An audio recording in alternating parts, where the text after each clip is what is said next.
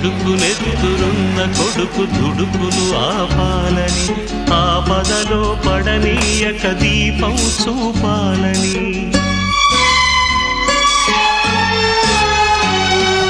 ఉడుకునెత్తురున్న కొడుకు దుడుకులు ఆపాలని, ఆపదలో పడనీయక దీపం చూపాలని.